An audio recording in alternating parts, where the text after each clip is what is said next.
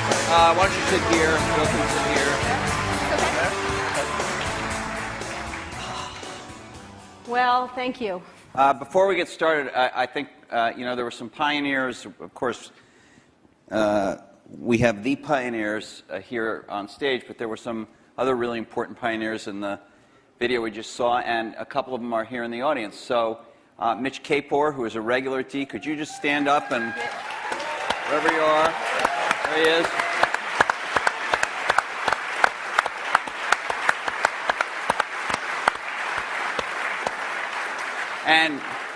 And Fred Gibbons, who has not come to D before but is here tonight. Fred. There's Fred. Right there. And I don't know if he's in the room, but I do want to recognize our fellow journalist, Brent Schlender from Fortune, who did to my knowledge, the last joint interview these guys did. It was not on a stage, but it was a Fortune magazine interview. Brent, I don't know if you're in the room. If you are, can you stand? Maybe he's way back there. Way over there.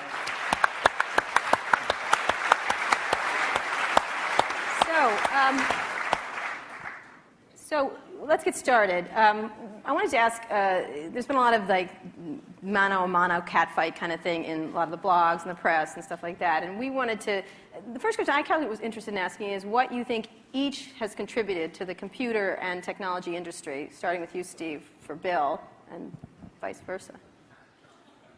Well, Bill built the first software company in the industry. And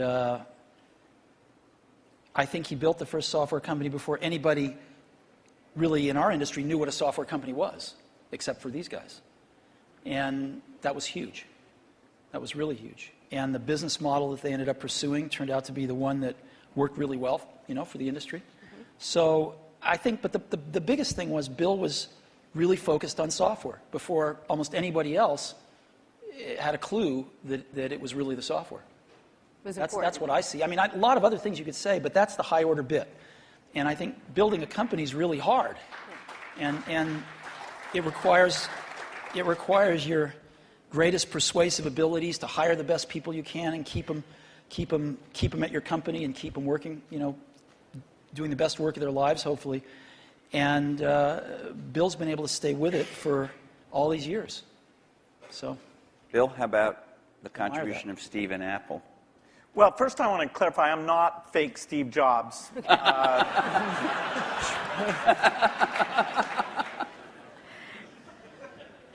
What Steve's done is quite phenomenal. If you look back to 1977, that Apple II computer, the idea that it would be a mass market machine, the bet that was made there by Apple uniquely, there were other people with products, but the idea that this could be an incredible, empowering phenomena, Apple pursued that dream.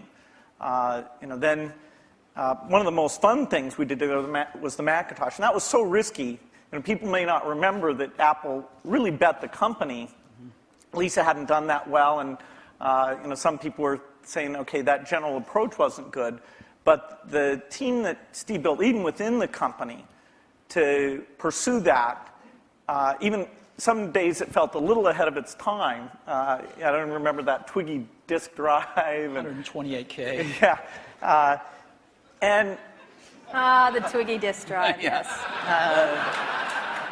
Steve gave a speech once, which is one of my favorites, where he talked about, in a certain sense, we build the products that we want to use ourselves. So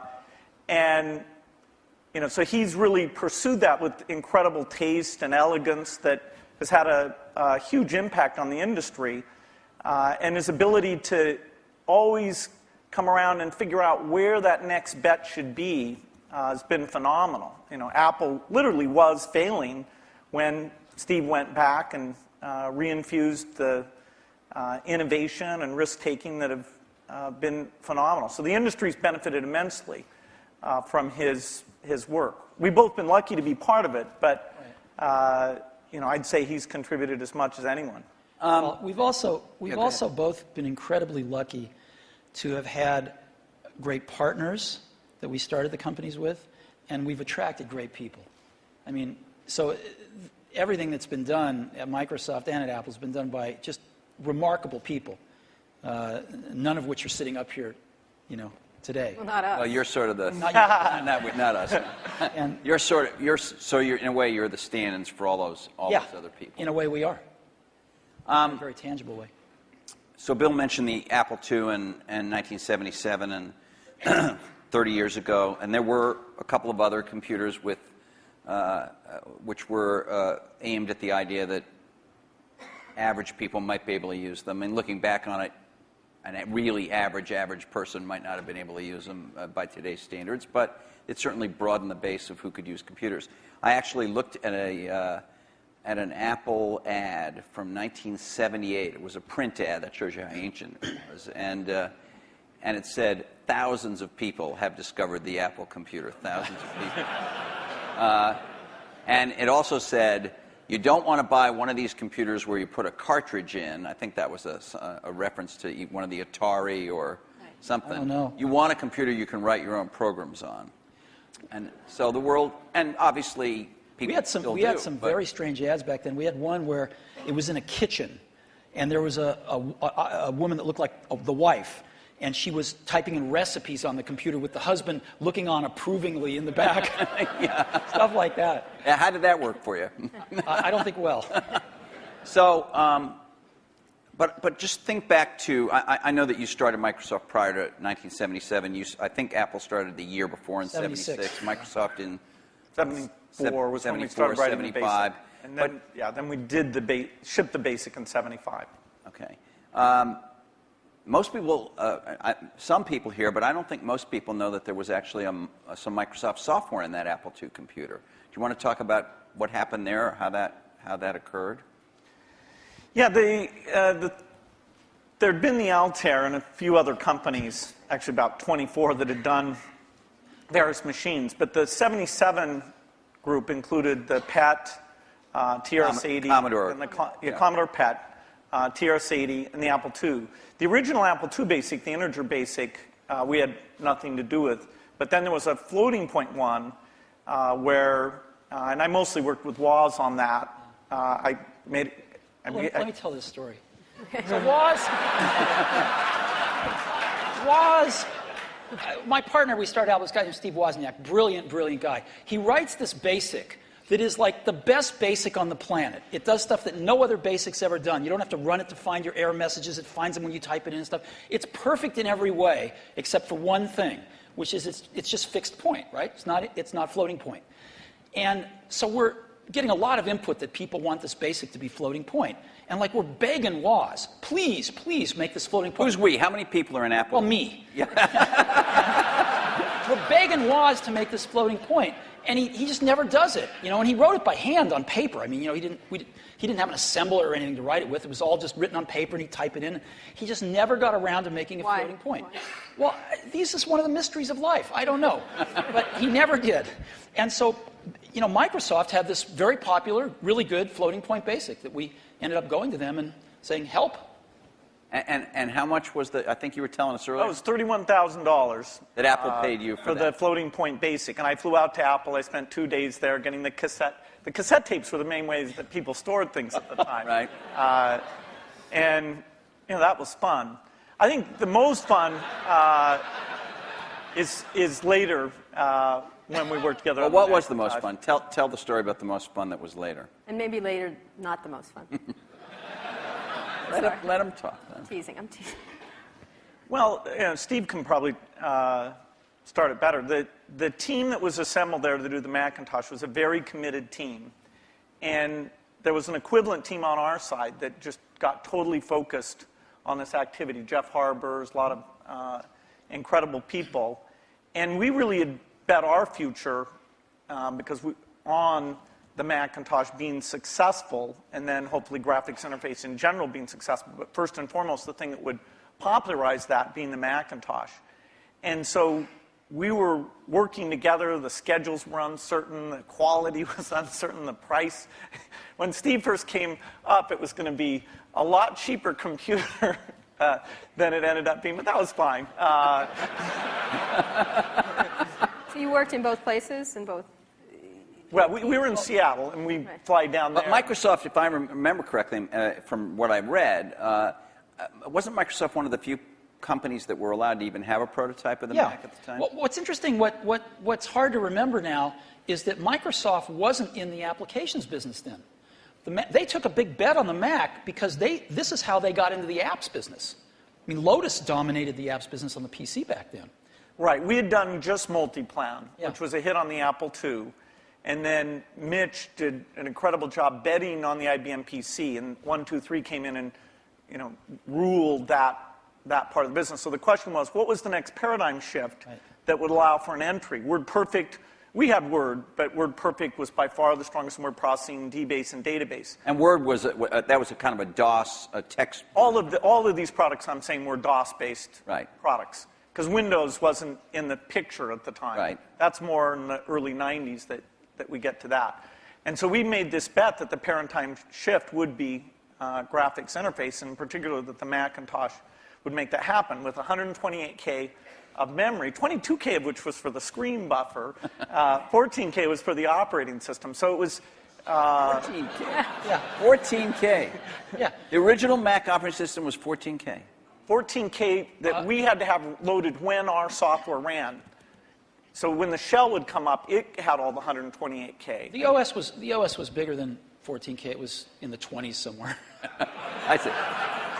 So when we ship these computers now with a gigabyte, 2 gigabytes of memory, and nobody remembers 128K. I remember that. I remember paying a lot of money for computers with 128K in those days. So the two companies worked closely on the Mac project because you were maybe not the only, but the principal or one of the principal software creators for it, right? Is that right? Well, Apple did the Mac itself, but we got Bill and his team involved to write these applications. And we were doing a few apps ourselves. We did Mac Paint and Mac Draw and stuff like that. But Bill and his team did some great work.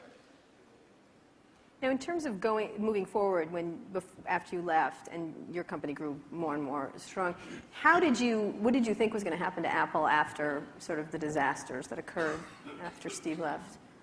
Well, Apple's fate hung in the balance.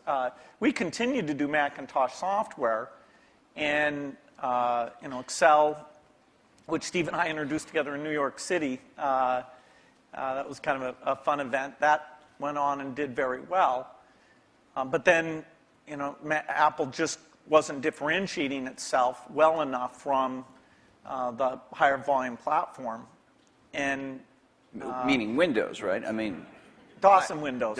okay, but especially Windows in the 90s began to take off. By 1995, Windows became popular. The big debate wasn't sort of Mac versus Windows. The big debate was character mode interface versus graphics mode interface. And when the 386 came and we got more memory and the speed was adequate and some development tools came along, that paradigm bet on GUI paid off for everybody who'd gotten in early and said, this is the way that's going to go. But Apple wasn't able to leverage its products. After the 512K Mac was done, the product line just didn't evolve as fast. Steve wasn't there as it needed to, and we were actually negotiating a deal to invest and make some commitments and things with Gil Amelio. And no, seriously. And Don't be mean. Don't be mean to him. I'm sorry. Just saying the word Gil Amelio, you can see him just. And so I was calling him up on the weekend and all this stuff. And next thing I knew, Steve called me up and said, "Don't worry about that negotiation with Gil Amelio. You can just talk to me now." And I said, "Wow."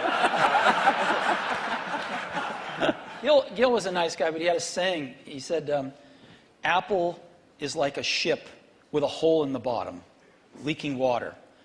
And my job is to get the ship pointed in the right direction.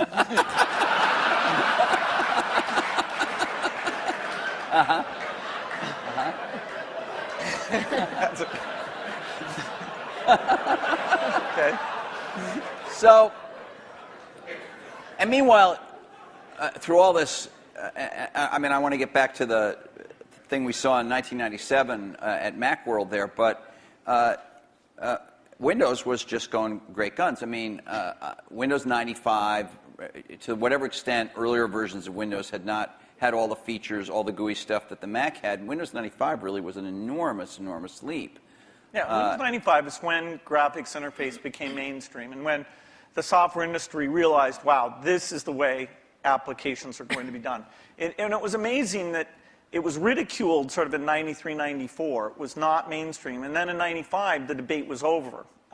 It was kind of just a common sense thing. And it was a combination of hardware and software maturity getting to a point that people could see it.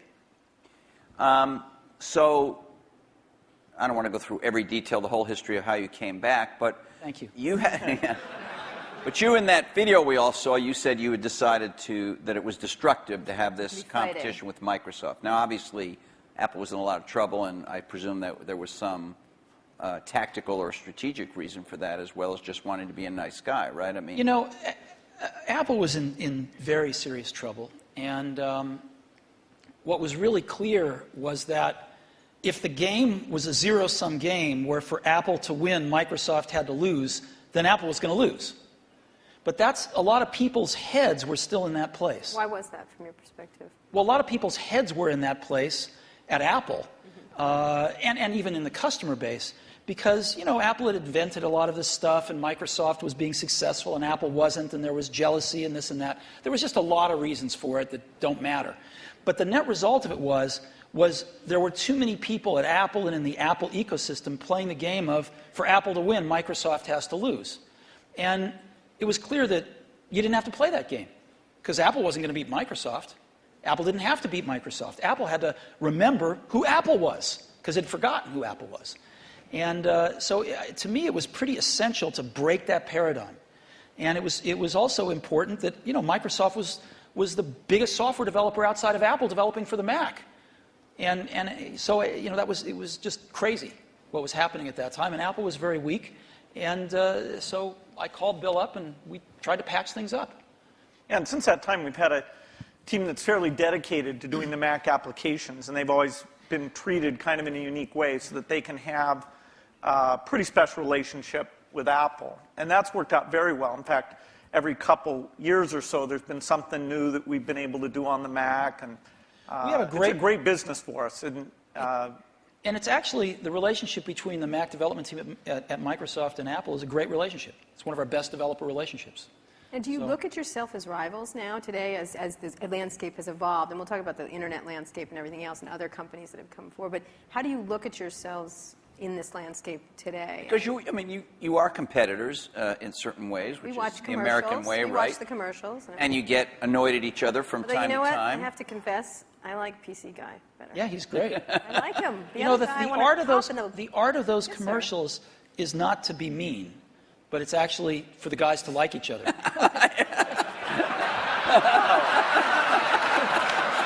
Thanks. PC Guy is great. I like He's got a big heart. His mother loves him. His mother loves I'm him. telling you. him. I like PC Guy totally much better. Wow. I do. I don't know why. He's endearing. The other guy's a PC Guy is what jackass. makes it all work, actually. Yeah. All right. It's worth thinking about. So how do you look at I mean, yourselves? let me just ask you, Bill. Obviously, Microsoft is a much larger company. You're in many more markets, many more types of products than Apple is. You know, when you were running the company, or when Steve Ballmer is running the company, you think obviously about Google. You think about, I don't know, Linux in the enterprise. You think about lots of, Sony in the game area. How often is Apple on your radar screen at Microsoft in a business sense? Well, they're on the radar screen as an opportunity, and in a few cases like the Zune, that if you go over to that group, they think of Apple as a competitor. They love the fact that Apple's created a gigantic market, and they're going to try and come in and contribute something to that. And we love them because they're all customers.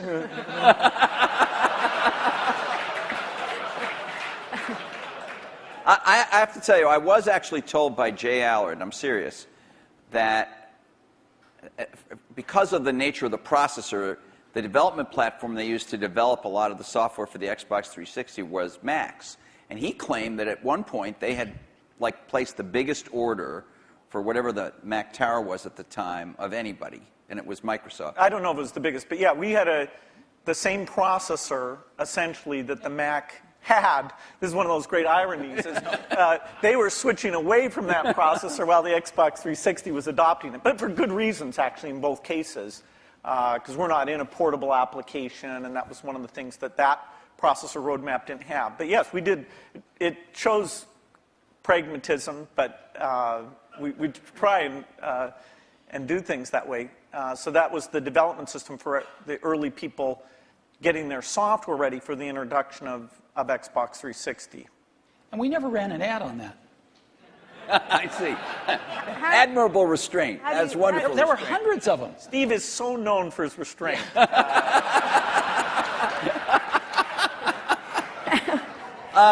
Let me ask, how do you look at Microsoft from an Apple perspective? I mean, you compete in computers and... I mean, you could say you don't compete, the era of destructive whatever you said in 1997, but you think you're consciously aware of what they're doing with Windows. You followed Vista closely, I think.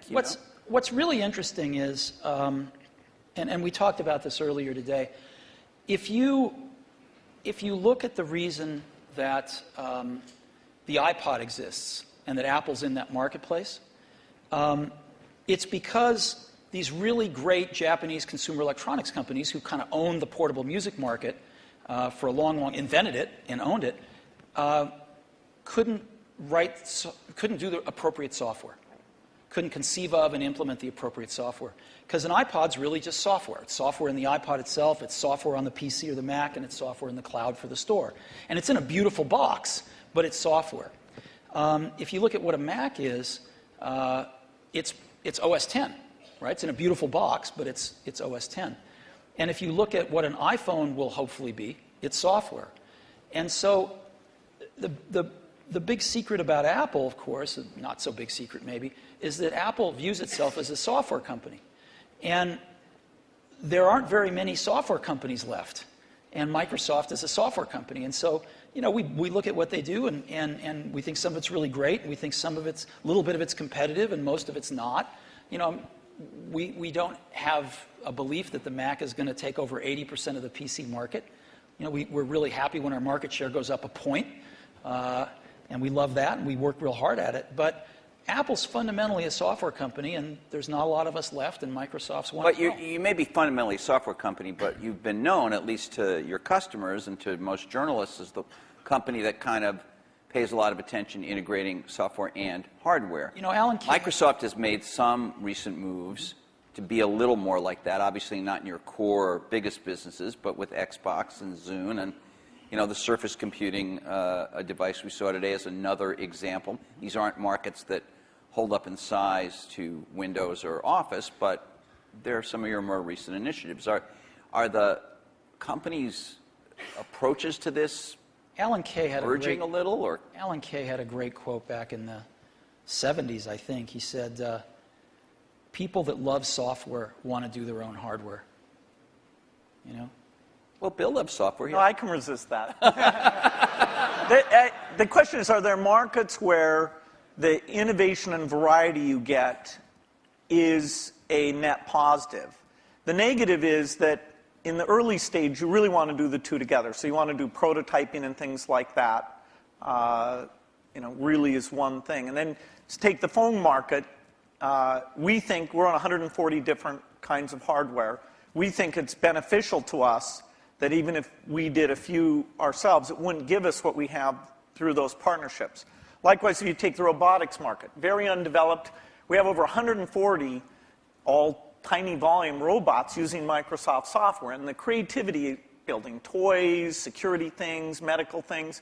We love the innovation and the ecosystem that's going to grow up, who knows when, but we're patient, around that, and we'll have a great asset with this robotic software platform. So there are things like PC, phone, and robot where the Microsoft choice is to go for the variety. Apple's great. For them, they do what works super well for them. And there's a few markets like Xbox 360, Zune, and this year we have 2 new ones, the Surface thing and this round table, which is the meeting room thing, where we'll actually, through subcontractors, but it's the P&L on the risk and all that for the hardware, the design is completely a Microsoft thing. The round table, is that something you've announced, or were you just... We've shown prototypes of it. That's the thing where it's got the 360-degree cameras and all those. It's like Cisco has something in that market and HP too, right? Well, HP has a very high-end thing that's a tiny bit like it. But anyway. All right. Do you ever regret... Was there something you might have wanted to do differently? And maybe you feel like this happened after you left Apple.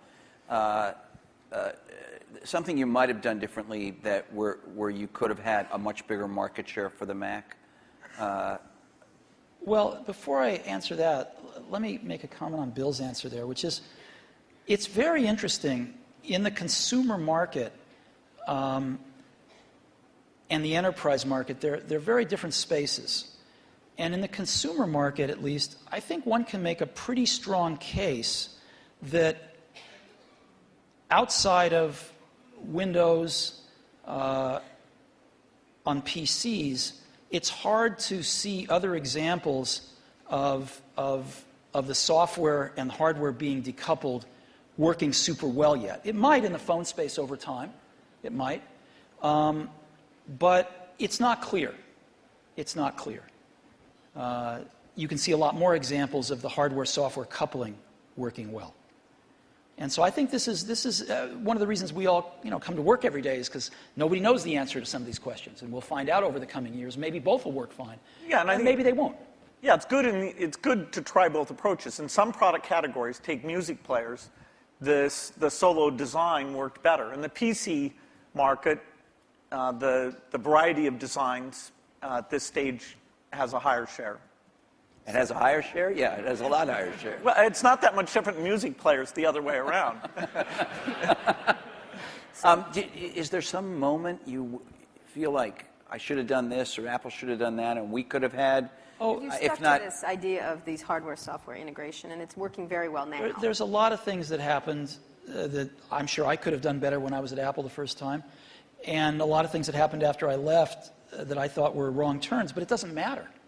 It really doesn't matter, and you kind of got to let go of that stuff, and we are where we are. So we tend to look forward, and one of the things I did when I got back to Apple 10 years ago was I gave the museum to Stanford and all the papers and all the old machines and kind of cleared out the cobwebs and said, let's stop looking backwards here. It's all about what happens tomorrow. And because you can't look back and say, well, gosh, I wish I hadn't gotten fired. I wish I was there. I wish this. I wish that. It doesn't matter. And so let's go invent tomorrow rather than worrying about what happened yesterday. We're going to talk a little bit about tomorrow, but let's talk about today, the landscape of how you see the different players in the market and how you look at what's developing now. What has surprised both of you since having been around for so long and still very active in everything? I mean, your companies are still critically key companies, but there are many, many companies that are becoming quite powerful. How do you look at the landscape at this moment and what's happening, especially in the internet space? I think it's super healthy right now. I think there's a lot of young people out there building some great companies who want to build companies, who aren't just interested in starting something and selling it to one of the big guys, but who want to build companies. And I think there's some really exciting companies getting built out there, some next generation of stuff that some of us play catch up with, and some of us find ways to partner with and things like that. But there's a lot of activity out there now, wouldn't you say? Yeah, I'd say it's a healthy period. Yeah. The notion of what the new form factors look like, what natural interface can do, the ability to use the cloud, the internet, to do part of the task in a complementary way to the local experience. There's a lot of invention that the whole approach of startups, the existing companies who do research, we'll look back at this as one of the great periods of invention. I think so too. There's a lot of things that are risky. right now, which is always a good sign, and you can see through them. You can see to the other side and go, yes, this could be huge, but there's a period of risk that, nobody's ever done it before. Do you have an example that would, for example? I do, but I can't say. Okay. And so, but I can say, when you feel like that, that's a great thing. Right. That's what keeps you coming to work in the morning, and and it tells you there's something exciting around the next corner. Okay, but so the two of you have certainly you're involved every day with the internet. You have internet products. You have a whole slew of stuff on the internet. You have iTunes and .Mac and all of that. But on another level, you're the guys who represent the rich client, the personal computer, the big operating system and all that. And there is a certain school of thought, and I'm sure it's shared by some people in the room, that this is all migrating to the cloud, and you'll need a fairly light piece of hardware that won't have to have all that investment, all the kind of stuff you guys have done throughout your careers. So as much as people might think of you as rivals, one way to think of you as the two guys. We're both dinosaurs. Huh? They were both dinosaurs. Dinosaurs or whatever. I can talk about that? No. Seriously, is You're there betting on in a 5 system that is years? changing. In 5 years, is the personal computer still going to be the linchpin of all this stuff? Well, you can say that it'll be predicted that it won't be. The network computer took us over about, 5 years ago, we disappeared. Remember the single function computer? There was somebody who said that these general purpose things are kind of a dumb idea. So that took us over. The mainstream is always under attack. The thing that people don't realize is that you're going to have rich local functionality. I mean, at least our bet. As you get things like speech and vision, as you get more natural form factors, it's a question of using that local richness together with the richness that's elsewhere. And as you look at the device, say, that's connecting to the TV set or connecting in the car, there are lighter weight hardware internet connections. But when you come to the full screen, rich, edit the document, create things, I think we're nowhere near where we can be on making that stronger. I'll give you a concrete example. I love Google Maps, use it on my computer, in a browser. But when we were doing the iPhone, we thought, wouldn't it be great to have maps on the iPhone? And so we called up Google, and they'd done a few client apps in Java on some phones, and they had an API that we worked with them a little on. And we ended up writing a client app for those APIs. They would provide the back-end service. And the app we were able to write, since we're pretty reasonable at writing apps, blows away any Google Maps client. Just blows it away. Same set of data coming off the server, but the experience you have using it is unbelievable. It's way better than the computer. And just in a completely different league than what they'd put on phones before. And, that client is the result of a lot of technology on the client, that client application. So when we show it to them, they're just blown away by how good it is. And you can't do that stuff in a browser. So people are figuring out how to do more in a browser, how to get persistent state of things when you're disconnected from a browser, how do you actually run apps locally using apps written in those technologies so they can be pretty transparent whether you're connected or not. But it's happening fairly slowly, and there's still a lot you can do with a rich client environment. At the same time, the hardware is progressing to where you can run a rich client environment on lower and lower cost devices, on lower and lower power devices. And so there's some pretty cool things you can do with clients. So so you're saying rich clients still matter, but maybe I misunderstood you, but your example was about a rich client that is not a personal computer as we have thought of a personal computer. What I'm trying to say is I think the marriage of some really great client apps with some really great cloud services is incredibly powerful, and right now can be way more powerful than just having a browser on the client. You're talking about a software company being a software and services company rather than a... I'm saying the marriage of these services plus a more sophisticated client is a very powerful marriage. Bill, architecturally, the question is, do you run just in the cloud and all you have down locally is the browser? And that is the same question for the phone as it is for the full screen device. There'll always be different screen sizes because these are, the 5-inch screen does not really compete with the 20-inch screen does not compete with the big living room screen. Those are things that there'll be some type of computing behind all of those things, all connected to the internet. But the idea that locally you have the responsiveness of immediate interaction without the latency or bandwidth limitations that you get if you try and do it all behind, that's what leads to the right balance. What does that device look like in 5 years? What would you be your principal device? Is there one or? Is it a, I think you use, I could be wrong, I think you carry a tablet. Right. Right. Which has not necessarily stormed the world yet. Yeah, this is like Windows 1992, I think. That is, I'm unrepentant on my belief. Okay. But to go back to Kara's point, what would you each imagine that you would carry as your principal, let's say, thing to do I mean, the Jeff web Hawkins and showed a very lightweight email device and all that kind of stuff. that Yeah, attached to his I don't know phone. if you guys saw, but Jeff Hawkins showed a Linux-based, a very small, I think he called it a companion to a smartphone today. A phone companion. It sounded a little naughty, frankly. It doesn't matter, you weren't there, but what would you think each would be? I assume you carry a tablet PC. I don't know what brand it is. Maybe you change them up. I don't know. You obviously carry a MacBook Pro, I would guess, or a MacBook. Yeah, well, and an iPhone. And an iPhone. You have one I do. right here? Yes. Well, he has when he took it out before. What? Really? Sorry. He flashed his iPhone earlier today. Anyway, go ahead. So what is your device? What would you say the device What's your that you device should in be 5 carrying? years that you rely on the most? I don't think you'll have one device. I think you'll have a full-screen device that you can carry around, and you'll do dramatically more reading off of that. Yeah, I mean, I believe in the tablet form factor. I think you'll have voice. I think you'll have ink. You'll have some way of having a hardware keyboard and some settings for that. And then you'll have the device that fits in your pocket, which the whole notion of how much function should you combine in there.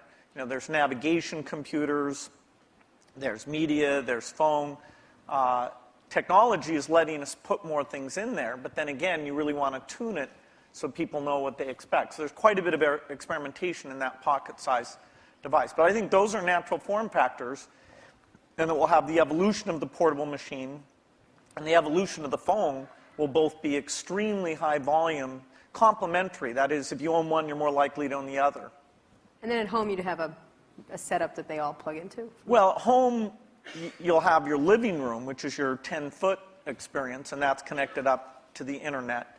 And there you'll have gaming and entertainment. And there's a lot of experimentation in terms of what content looks like in that world.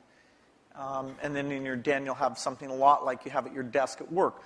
You know, the view is that every horizontal and vertical surface will have a projector, so you can put information. You know, your desk can be a surface that you can sit and manipulate things. Can I please have a room in my house that doesn't have a screen and a projector in it? You bet. Thanks. The bathroom. Well, That's the perfect place for it, actually.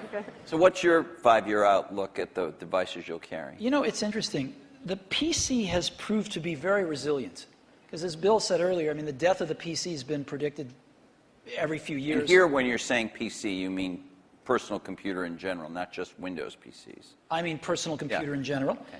And you know, there was the age of productivity, if you will, you know, the spreadsheets and word processors, and that kind of got the whole industry moving. And it kind of plateaued for a while, was getting a little stale, and then the internet came along, right? And everybody needed more powerful computers to get on the internet. Browsers came along, and it was this whole internet age that came along, access to the internet.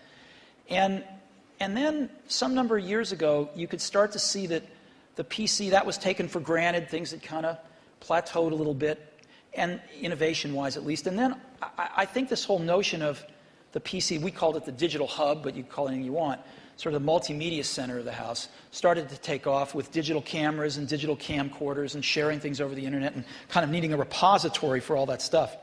And it was reborn again as sort of the hub of your digital life.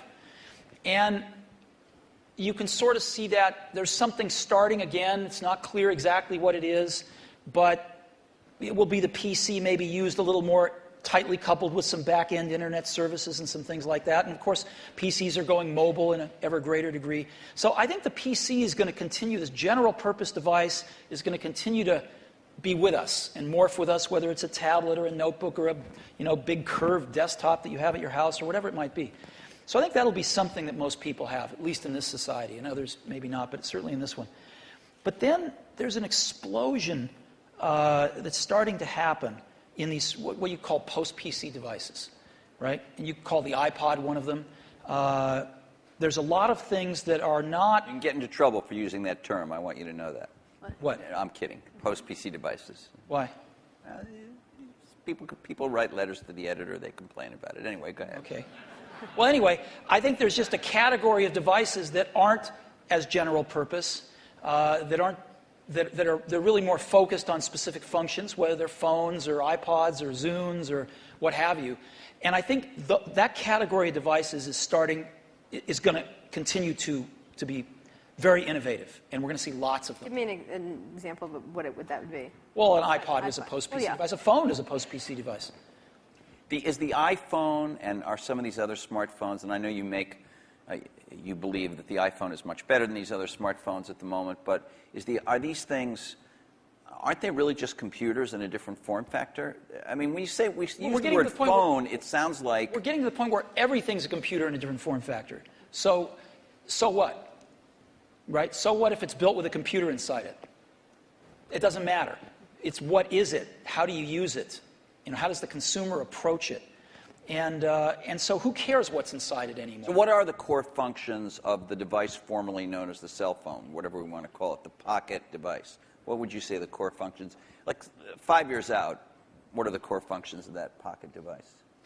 How quickly all these things that have been somewhat specialized, the navigation device, the digital wallet, the phone, the camera, the video camera, how quickly those all come together, it's hard to chart out. But eventually, you'll be able to make something that has the capability to do every one of those things.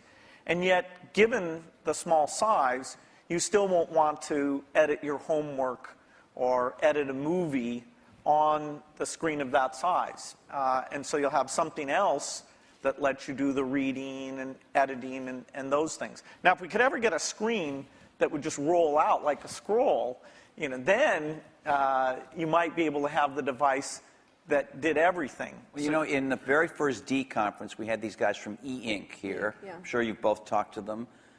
They were talking about that. That was 5 years ago. It's always 5 years out. Do you? Yes, we can't. There's some advances in projection technology that are more likely to deliver it, I think, than the flexible material guys. But it's not even on the horizon, no matter which of the two approaches are pursuing. We have some Microsoft research people who work on that, and there's a lot of investment, but it's at least in the 5-year time frame. 5 years from now, what's going to be on that pocket device? I don't know. And the reason I don't know is because I wouldn't have thought that there would have been maps on it 5 years ago. But something comes along, gets really popular, people love it, get used to it, you want it on there. So people are inventing things constantly, and I think the art of it is balancing what's on there and what's not on there, is the editing function. And clearly, most things you carry with you are communications devices. You want to do some entertainment with them as well, but they're primarily communications devices, and that's what they're going to be. Outside of the computing area, what are the exciting areas in the internet space at all that you're looking at that you find that's interesting to each of your companies and in general for you? Any kind of social networking, any kind of the wikis, those kind of things we've talked about in the past today, essentially.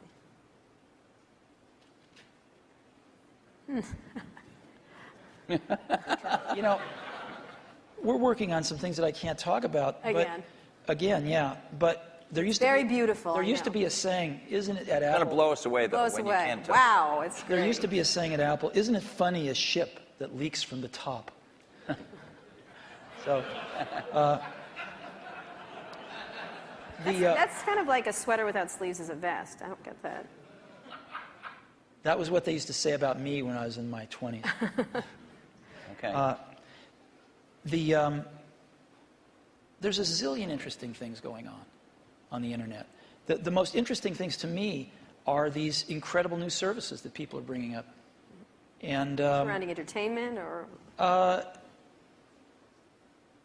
there's a lot of them surrounding entertainment, but there's a lot of them that have to do with just sort of figuring out how to navigate through life a little more efficiently. And I think, it's really great when you show somebody something and you don't have to convince them they have a problem that this solves. They know they have a problem. You can show them something, they go, oh my God, I need this. And I think you're going to see a lot of things like that happen over the next year or two. Do you, you obviously have a very large internet business with iTunes, and you sell a lot of stuff on in the Apple Store.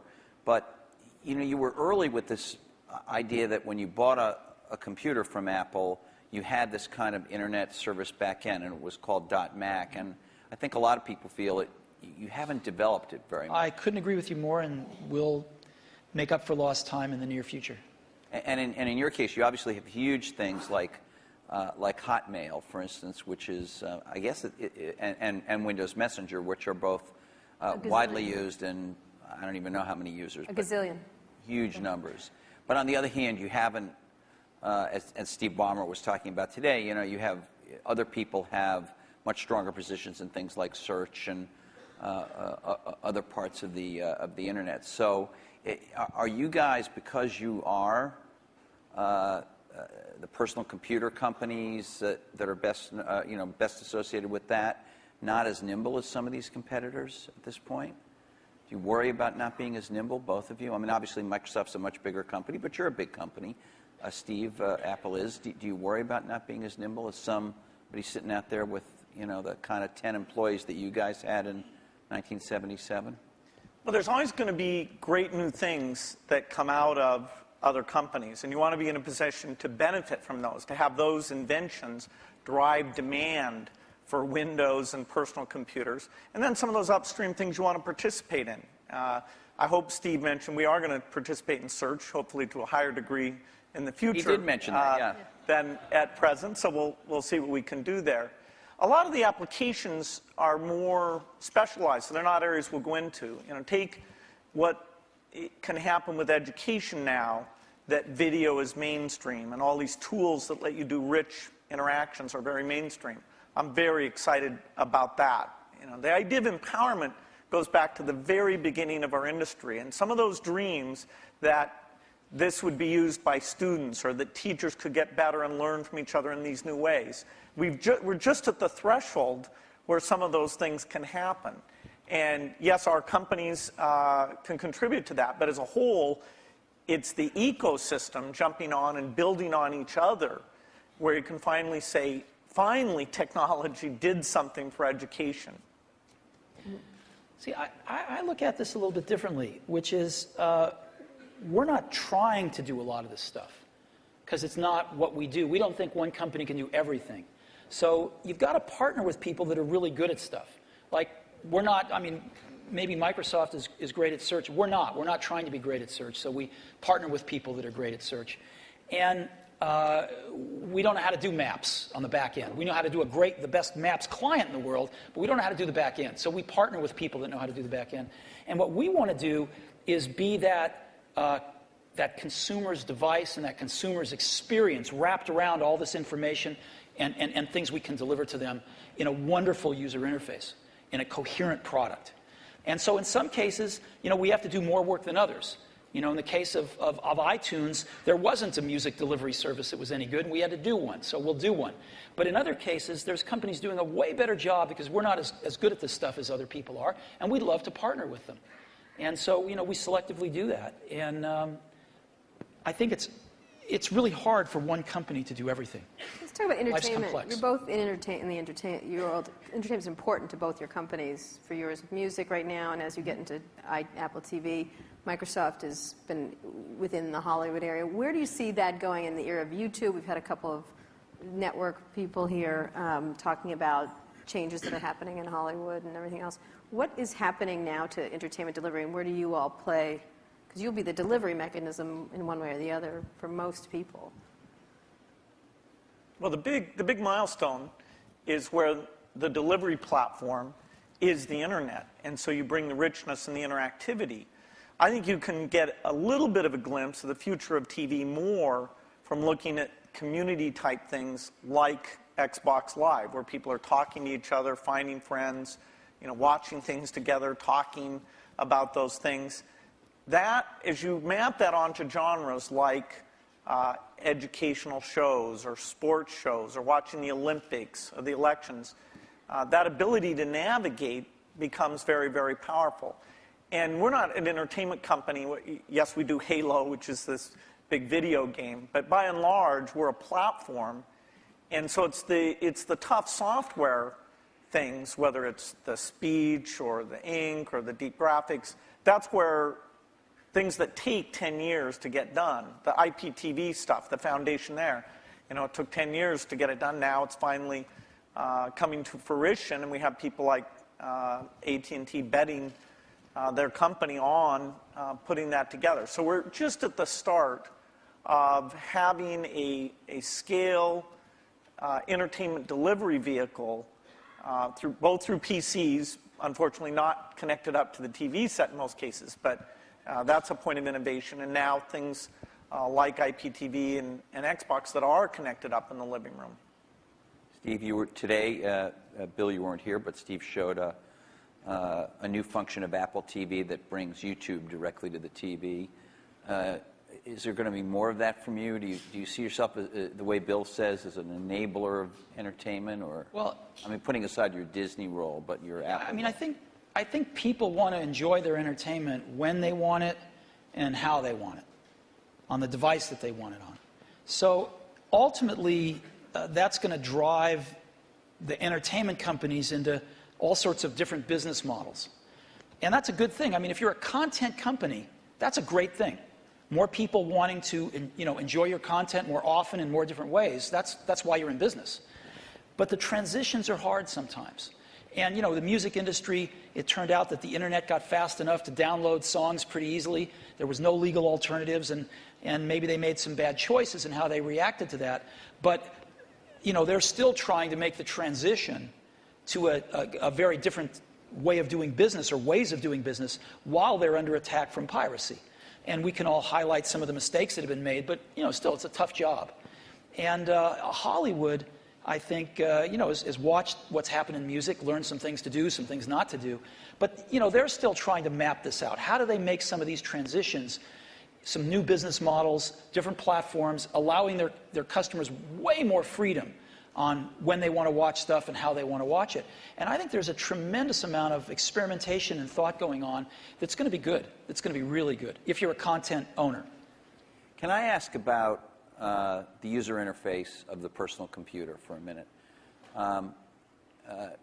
Vista has just come out, which is your best version of Windows you've done, has some UI improvements in it.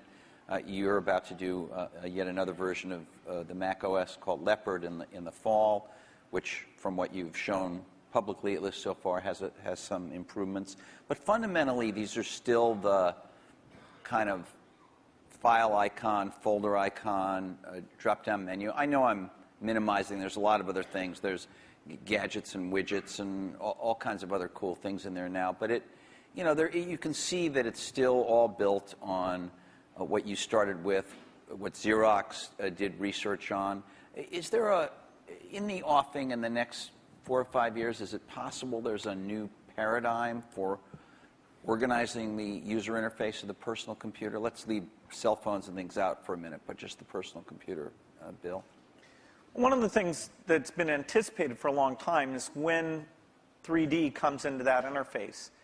And there was a lot of experimentation, sites on the internet where you'd kind of walk around and meet people. But in fact, the richness, the speed, it just didn't sustain itself. Now we're starting to see with some of the mapping stuff, a few of the sites, that the quality of that graphics, the tools and things are getting to the point where 3D can really come in. So I definitely say that when you go to a store, bookstore, you'll be able to see the books lined up, the way you might be interested in, or lined up the way they are in the real store.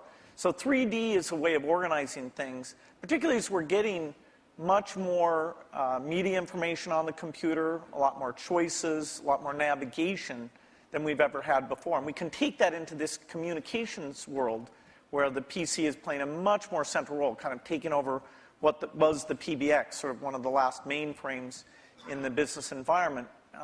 That'll be a big change that'll come to it. And as we get natural input, that'll cause a change. And what about this multi-touch stuff? It's really interesting. Obviously, Steve showed some of it on the iPhone when he introduced the iPhone. Steve Ballmer today showed a bunch of it with the Surface computing device. It happens, although it's not part of our program, that HP, which is a sponsor of this conference, has a multi-touch sort of display over here out in the foyer. Will this make its Sort of way that Minority into, Report, this kind of thing. Yeah, will this make its way into, maybe you call it direct manipulation of objects with your hands and your fingers. Will this make its way into mainstream, let's say, laptop computers as a new UI or an additional part of the UI, or is that just a Well, but thing go for beyond the laptop. specialized devices? Vision, software is doing vision. And so, imagine a game machine where you just can pick up the bat and swing it, or the tennis racket and swing it. Yeah, we have one of those. Yeah, No, that's, Well, the that's Wii. not it. You can't pick up your tennis your racket tennis Oh, I see what you mean, and yeah. swing it. You Right. can't sit there with your friends and do those natural things. That's a 3D positional device. This is video recognition. This is a camera seeing what's going on. And in a meeting, like you're on a video conference, you don't know who's speaking when they're audio only, things like that. The camera will be ubiquitous. Now, of course, we have to design it in a way that people's expectations about privacy are handled appropriately. But software can do vision, and it can do it very, very inexpensively. And that means this stuff becomes pervasive. You don't just talk about it being in a laptop device. You talk about it being part of the meeting room or the living room or... But on the laptop, the way that, and maybe I'm wrong, maybe this is what we have is great and we don't need any new big radical change. But when I turn on my laptop, whether it's my Vista laptop or my Mac laptop, it's there have been improvements, but it's a lot like it was 10 years ago. It's much better. The graphics are better and all that. You talked about that radical change. You that have the happened mouse. for both your You companies. have the icons you move around. You have and you talked about what a big gamble it was in '84 to do that and then follow on with Windows. We still essentially have that approach, and I'm just wondering, is that going to change? Touch, ink, speech, vision, those things come in, but they don't come in as a radical substitute. I think you're also underestimating the degree of evolution because you've lived with it year by year. Say we'd sent you away for 10 years and you came back and you said, wow, there's a search paradigm, and that's more at the center of how you find these things. There's tagging, that's more at the center of how you find these things. The evolution is a very good thing. In fact, even in that evolution, the stuff we did with Office, there's this balance you strike where when you make a change, in that case the ribbon, you're going to have some users who feel like, oh, geez, I have to spend a little bit time to be brought along to that. But there has been good evolution. But these natural interface things are the revolutionary change, and they'll be very revolutionary. That together with the 3D that I talked about. Steve? I know you're working on something. It's going to be beautiful. We'll see it soon. Yeah, And you can't talk about it, but Bill discusses all his secret plans. You don't discuss any of I it. know, it's not fair, but it's, I think the question is a very simple one, which is how much of the really revolutionary things people are going to do in the next 5 years are done on the PCs, or how much of it is really focused on the post-PC devices. And there's a real temptation to focus it on the post-PC devices because it's a clean slate, and because they're more focused devices, and because they don't have the legacy of these zillions of apps that have to run in zillions of markets. And so I think there's going to be tremendous revolution in the experiences of the post-PC devices. And the question is how much to do in the PCs.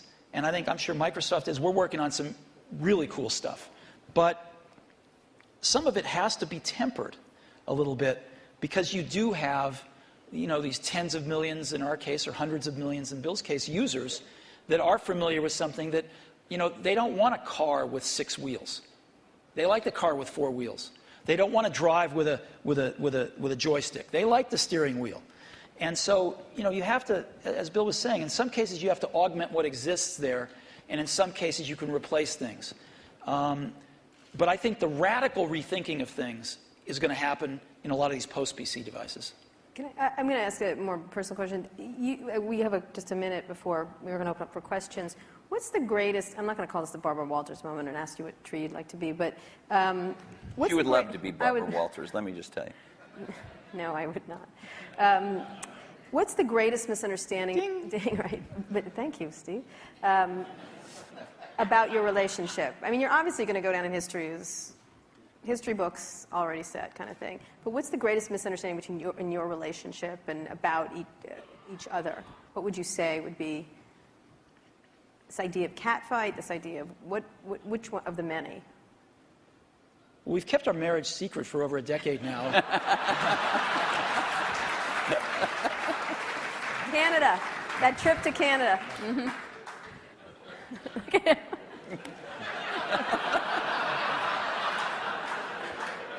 Was there? I don't think either of us have anything to complain about in general. And I know that the projects, like the Mac project, was just an incredible thing, a fun thing where we were taking a risk. We did look a lot younger in that video. We did. You looked 12 in the first one. That's how I try and look. He was 12. But, no, it's been fun to work together. And I actually kind of miss some of the people aren't around anymore.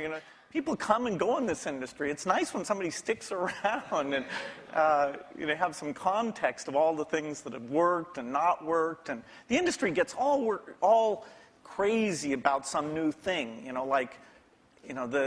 There's always this paradigm of the company that's successful is going to go away and stuff like that. It's nice to have people who've seen the waves and waves of that, and yet been willing, when it counted, to take the risk to bring in something new. Has it been important? One last question, and then we'll go to the audience.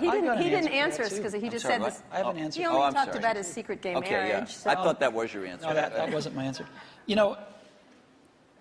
When Bill and I first met each other and worked together in the early days, generally we were both the youngest guys in the room, right? Individually or together. I'm about 6 months older than he is, but roughly the same age. And now, when we're working at our respective companies, I don't know about you, but I'm the oldest guy in the room most of the time. And that's why I love being here. And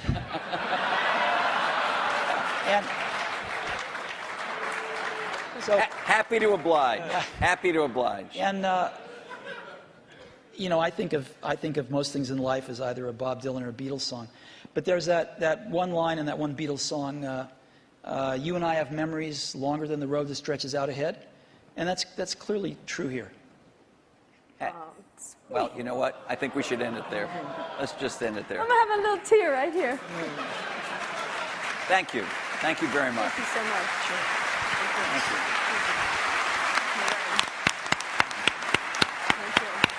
We're going to ask you questions. Sit down. Oh, standing O. Thanks. Have we ever had a standing O here? No. I don't know. The toilet. No.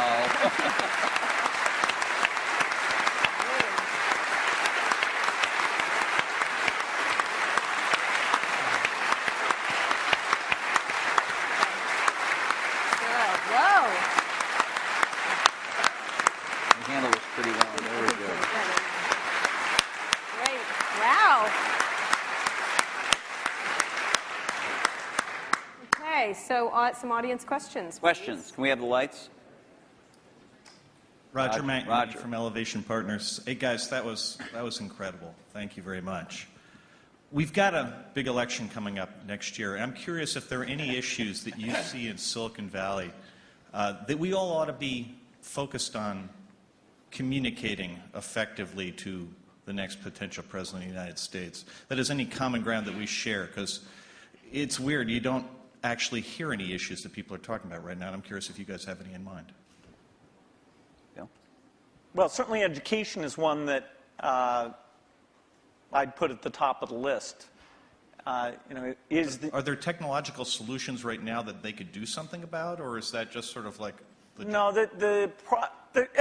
technology is going to be helpful and more, but the way that teachers are measured and made excellent, the way that the high schools are designed, the expectations they have, it's not just a pure technology thing. It's more an institutional practice where the opportunity is. And there should be a lot of debate about the different ways of doing that. Steve? Boy, we've got some pretty big problems, and I think most of them are much bigger than anything Silicon Valley can contribute right now to solve, so hopefully some of those will get solved. I also think we underestimate how much all of our industry depends on stability. We've enjoyed a long period of stability, and we've been able to focus on technology and growing our businesses and stuff, and I think we take that for granted sometimes. One of the more interesting areas that we all suffer from, of course, is in the area of energy dependence. And there's a lot of work going on, I know, a lot of investing going on anyway. I don't know if the results are there, but a lot of investing going on in alternative energy, and maybe Silicon Valley can play a small role in some of that stuff, Are you too. guys investing in that area? Personally, or Some. which might be a lot. And you? Exactly. $1 billion here or there. Steve? Steve, Are you investing in that area? No. Or just a Prius? Okay. Or something like Yeah, that? just appreciating it. Over there? Hi, Don Eklund, Sony Pictures. My question is really, at what point is there too much diversity? It was talked about a few times in the discussion, the fact that now microprocessors are very low cost, memory's low cost, software is ubiquitous.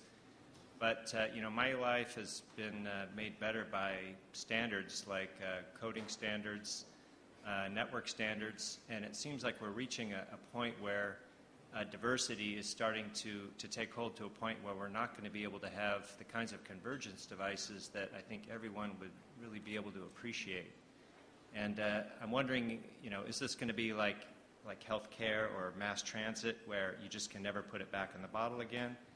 And I'd like to get your perspective on that. If there's still an opportunity to have some grand convergence devices that can really simplify people's lives and enrich their lives. Steve? Well, I think Bill and I would agree that we can get it down to 2. No, I think it's hard to limit imagination and innovation. I think there's always going to be a bunch of new great things, and I think that's part of what we put up with to get the innovation. We put up with a little bit of aggravation to get the innovation. And I think the marketplace is awfully good at allowing diversity when it should, and then getting rid of it when it shouldn't. And then letting it come back sometimes. Yeah. Well, yeah. Jed? In terms of standards and things. The internet standards have been incredibly powerful. Video formats, things like this. And so I don't see things that are going to really hold back a convergence device. Sure, there's a lot of wireless approaches, but that's pretty healthy right now. They each have various merits. A few of them will end up overlapping the other ones and kill the other ones out. But I think the industry's done very well at latching on to standards for the things that there were no longer any innovation in, and then focusing on the places where it wasn't clear which approach was best. Jesse? Hi, I'm Jesse Kornbluth, headbutler.com. Because you're not the youngest guys in the room anymore, it's perhaps appropriate to ask you a question about legacy, each of you. Bill, even your harshest critic would have to admit that your philanthropy work is planet-shaking, incredible, and could be, if you make it, a second act so amazing that it would dwarf what you've actually done at Microsoft.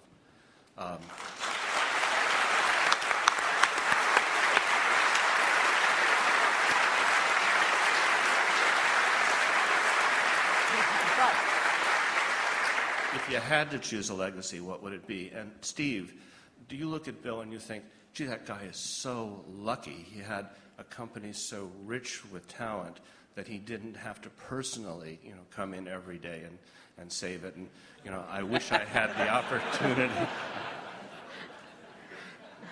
Okay, he's not going to answer that one. Bill?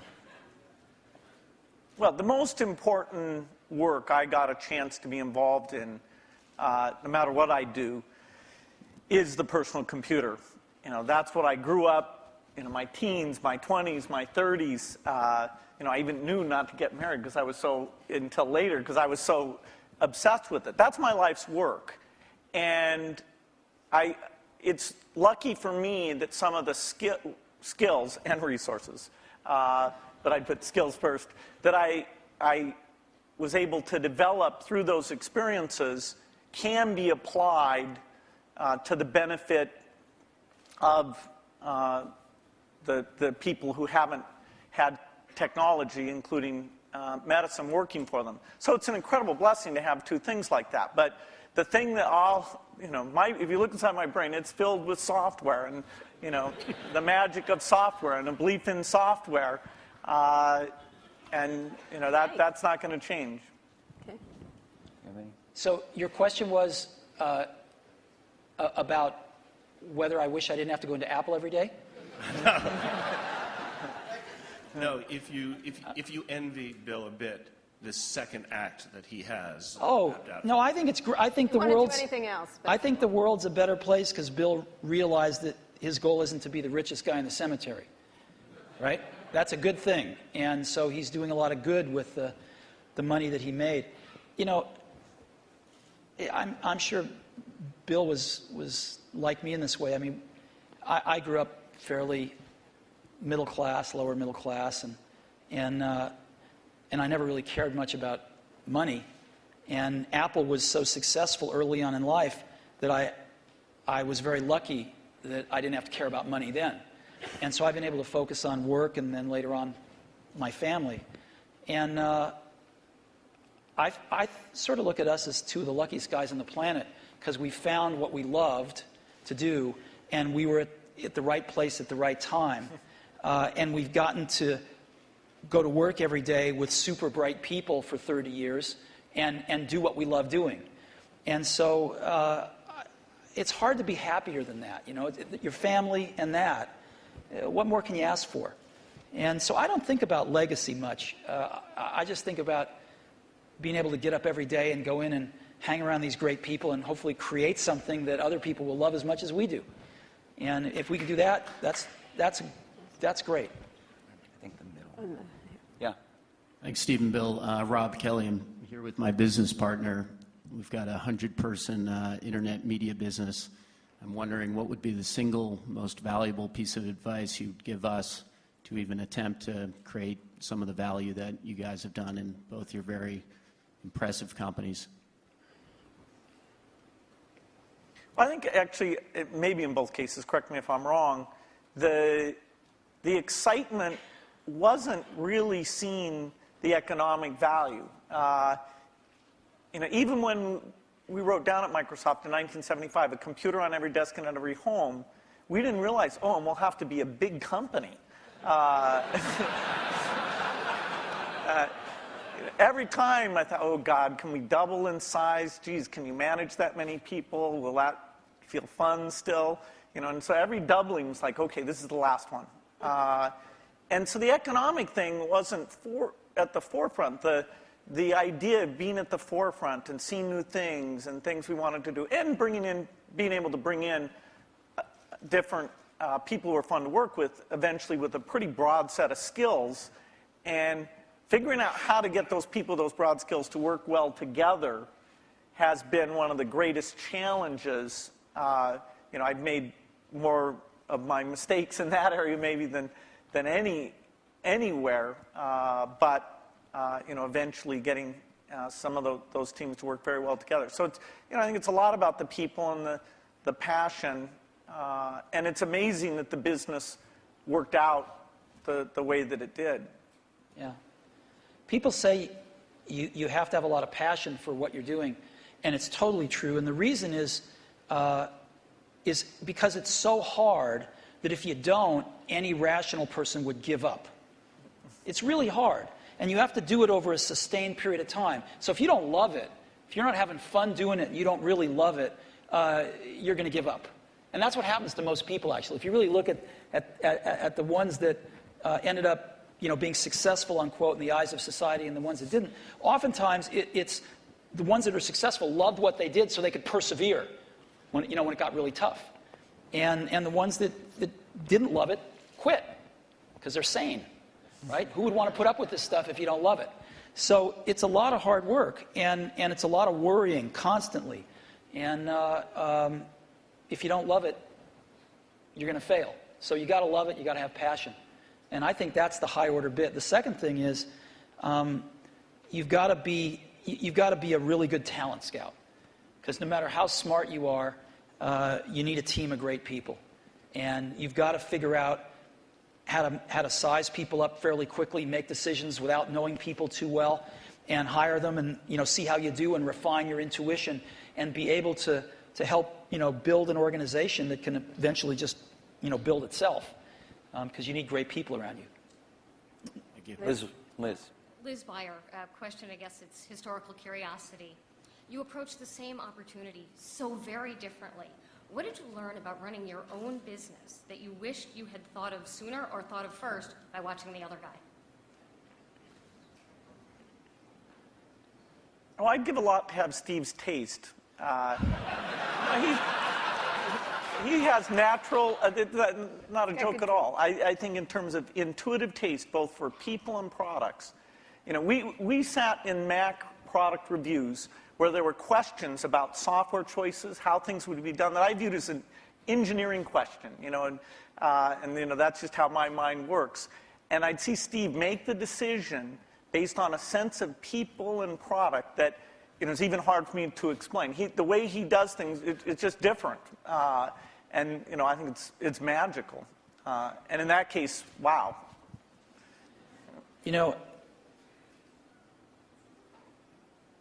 Because Woz and I started the company based on doing the whole banana, we weren't so good at partnering with people.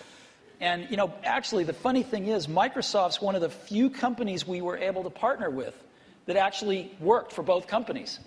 And we weren't so good at that, as where Bill at Microsoft were really good at it, because they didn't make the whole thing in the early days. And they learned how to partner with people really well. And I think if Apple could have had a little more of that in its DNA, it would have served it extremely well. And I don't think Apple learned that until, a few decades later. Last question. Is there? This over here. I'm sorry. Over here. Yeah, hi. Charlie Brenner from Fidelity Investments. In our financial services industry, we are focusing very strongly on aging and retiring baby boomers, a huge demographic. We're not that old. Oh, no, I wasn't. The question is different from what it sounds like it's going to be. But most of the innovation that we see coming from computer and internet companies is kind of youth-oriented. And I'm just wondering if there are activities going on in your companies acknowledging what's going to be happening generationally. Not true. I'll give you one example. So we started building in video cameras into almost all our computers a few years ago. And the response by people of all ages, but in particular seniors, has been off the charts. Because they're buying these things now, and they're buying them for their grandkids, their sons and daughters with their grandkids, so they can stay in touch with their grandkids, and they're video conferencing more than younger people are. And it's incredible what this has done. So that's just one simple example, but there's like dozens of them that have clicked with seniors that are living independently that want to stay in touch with extended families and do other things like that. Yeah, I think that it's a very good point when you look at the size of the market. And that's partly why it's great that there are all these companies out there who can see, okay, what would you do for seniors? I think natural user interface is particularly applicable here because the keyboard, we're sort of warped in that we grew up using the keyboard, and so it's extremely natural to us. But things like, and that's partly why when we showed the Surface Computer, I showed it privately to a bunch of CEOs a couple weeks ago. I was kind of stunned by how blown away they were. But their ease of navigation is just not the same. And when they saw that, the idea that they could organize their photo album, it meant more to them than it did to me. I'll give you another example. We've got a little shy of 200 retail stores now. And one of the things the stores are doing is personal training now. It's called one-to-one. And we are up to now a run rate of 1 million personal training sessions. They last an hour per year. 1 million per year. You only started a little while ago, right? Yeah. We started about a year ago. And we're up to 1 million training sessions a year run rate now. And a lot of those folks, some of them anyway, many of them are seniors. And they're coming in and they're spending an hour learning how to use Office, and they're spending an hour learning how to video conference. And they can basically come in as much as they want, and they can schedule these things throughout a year, and they pay $99, I think, a year for it. And it's been great. Last question. Now the last question over there. We all share a common science fiction experience of the metaverse or the Matrix, where we all could communicate without being in the same place. And by the way, thank you both for providing us the best platform so far to go to chat rooms or to all go to a MySpace. It's a far cry from these things that we see on Star Trek or the holodeck. What kinds of things can you imagine that are partway there that could be much better than the 3-window iChat that we might see in the next 5 or 10 years? Well, I don't think Steve's going to announce his transporter. I want Star Trek. Just give me Star Trek. No, I think short of the transporter, most things you see in science fiction are, in the next decade, the kinds of things you'll see. The virtual presence, the virtual world that both represents what's going on in the real world and represents whatever people are interested in. This movement in space as a way of interacting with the machine. I think the deep investments that have been made at the research level will pay off with these things in the next 10 years. Steve? I don't know. And that's what makes it exciting to go into work every day. Because there's, as we talked about earlier, this is an extraordinarily exciting time in the industry. And lots of new stuff happening. So, I can't even begin to think of what it's going to be like 10 years from now. Great. Thank you so much. No, thank you so much. Great. Thank you so much. It's great. It's great. It's really good. Thanks.